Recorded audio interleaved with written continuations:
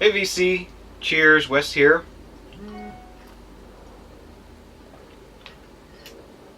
Well, I wanted to come on today and do a response to RobertZ.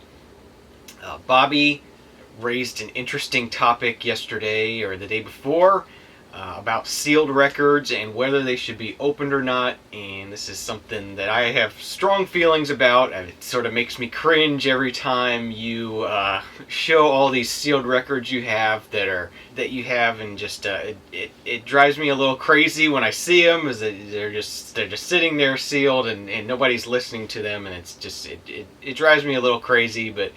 They're your records. You're allowed to do with them what you like. So yeah, sealed records, should they be opened or not? I am strongly in the camp that says they should definitely be opened and enjoyed and appreciated. They were meant to be appreciated. I think that investing in something that's easily mass-produced is just a bad idea. It's a bad investment. I think maybe if you would talk to somebody who's into investing, they would tell you the same thing.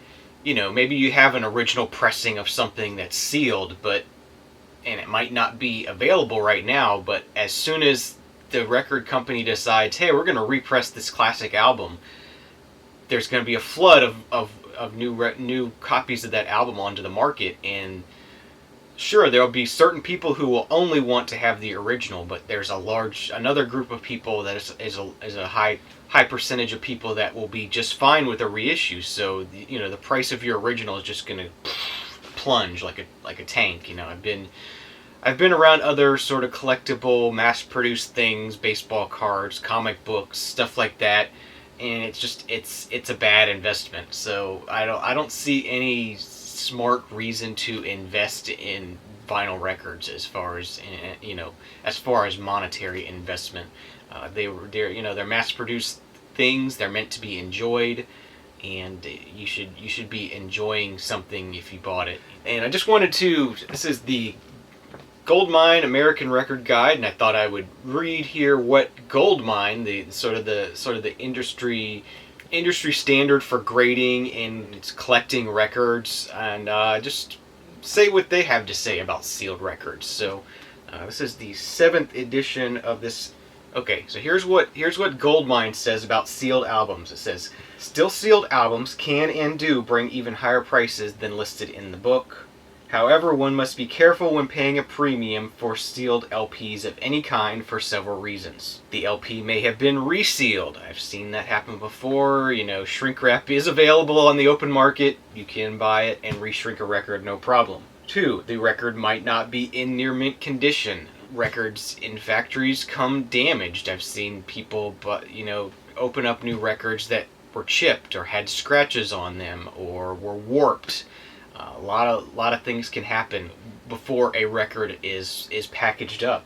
Number 3, the record inside might not be the original pressing or the most desirable pressing. Okay, you can usually tell from the outside what pressing it is, but you can't look at the stamping numbers or anything like that.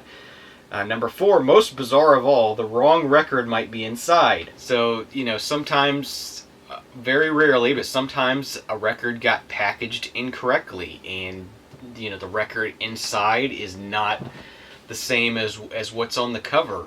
I've seen things where people have gotten records that had the right labels on them, but what was actually pressed on the vinyl was wrong. Like they forgot to change out the stampers when they switched to a different pressing. So you might get a Frank Zappa record with John Denver on it or something. You never know what you're going to get. So that's another knock against sealed records, is that people give them these high values just because they are sealed, but if you were to actually open up that record and find out it wasn't what you thought it was, then it's going to make you pretty upset. And so I thought I would also talk about in this video, I know people are probably going to bring up the topic that I do have sealed records in my collection, and that is true. I do have a small stack here of sealed records. So I thought we'd just go through these and share them with you real quickly. We have Disneyland records, songs from the Electric Company, and none of these are valuable at all. But that I would probably open up eventually. Haven't had the desire to open it yet. Here's another one. This one is actually a reissue. that I bought for one of the VC swapperies and ended up changing my mind in what I sent to the person. So this is a Nina Simone record that's still sealed, but it's a reissue, modern reissue of this album. Willie Nelson, Always on My Mind. I don't really care for Willie Nelson cover songs, so this will probably stay sealed. Who knows till how long. I may never open it. We have In Excess, Listen Like Thieves. I do have an open copy of this in the inbox, so eventually I will hear it, and if there's a problem with that copy, then I can open this one up, or if that copy is good, then I'll just keep this one sealed. Probably, unless I have a reason to open it. We have Ludacris Presents Disturbing the Peace. I don't know why I'm keeping this one sealed. It's another one I may open at some point, but not particularly valuable. Copy of Neil Diamond's The Jazz Singer. Carpenters, the singles. I really don't ever need to hear any Carpenters music on vinyl, so that's staying sealed. And the last thing we have here is the Cars, Heartbeat City. This is another one. This one is one from Mark Dr. Deadwax, a gift from him. I do have an open copy of it in the inbox, and again, if there's a problem with that copy, this one will be getting opened up. So those are my sealed records. None of them are staying sealed for monetary reasons. Just keeping them sealed for now, just to have a few sealed records that I can open at some point.